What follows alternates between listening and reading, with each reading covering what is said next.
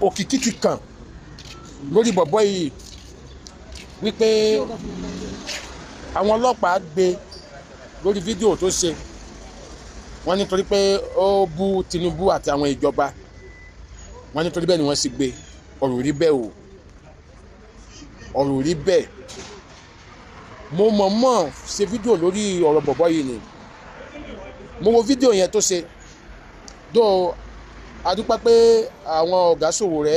àwọn ọ̀gá Dèjì Adéyanjú wọ́n dìde sọ̀rọ̀ ẹ̀ so ilé ẹjọ́ ti pàṣẹ wípé káwọn ọlọ́pàá fi sílẹ̀ ṣùgbọ́n nǹkan tó ṣe wà tó wò ó kù díẹ̀ káàtó. mo wo fídíò yẹn fúnra mi VDM gan bí VDM ti sọ pé òun ṣe tó bá tóun gan wo fídíò yẹn ó fọ́ òun gan fọ́ pé bá tóun kọ́kọ́ tẹ́lẹ̀ wípé wọ́n gbé pé fúnra lòún pe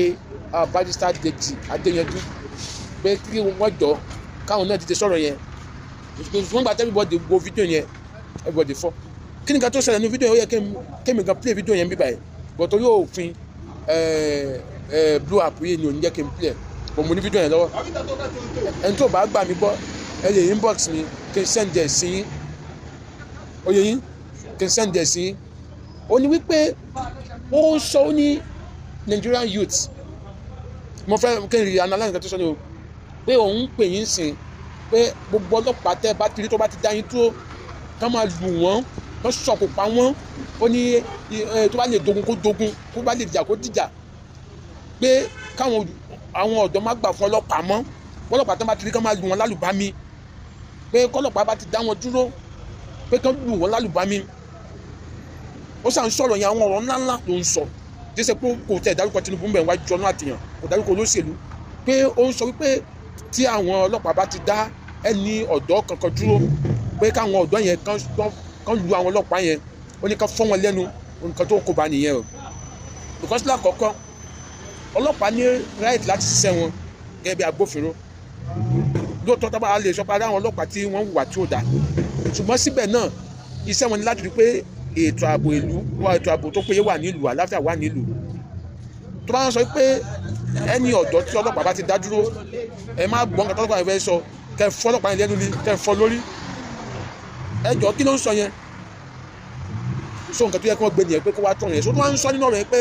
òun ò ní kẹ́yìn èèyàn má sẹ́ni fídíò sáwọn ọlọ́pàá yẹn o ó tún wá dárúkọ Inspector General of Police ń bẹ̀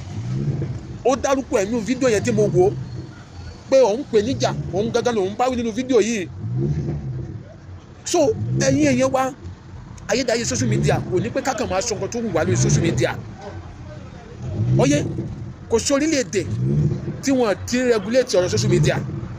ó kàn gbọ́dọ̀ pé pé o lè sọ nǹkan tó wù ẹ́ nínú ilé ẹ pé orí social media ni kó kàn máa sọ̀rọ̀ bí bóyá èèyàn ń pè fógun èèyàn ń pè fún wàhálà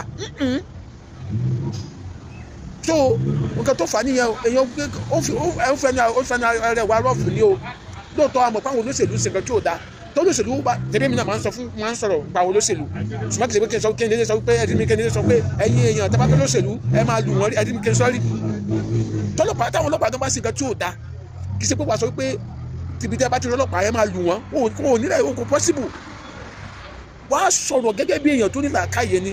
ibi tó bá kù díẹ̀ káàtó sí tó yé wọn wàá fi làákàyè gbé kalẹ̀ ni tẹ́lẹ̀ kó sọ pé tó máa ti rí wọn ká máa lù wọ́n tí nǹkan tó ṣẹlẹ̀ lórí ọ̀rọ̀ bọ̀bọ́ ẹ̀ nìyẹn o Adéọmọdé lórúkọ mi bá mi share fídíò yìí rere.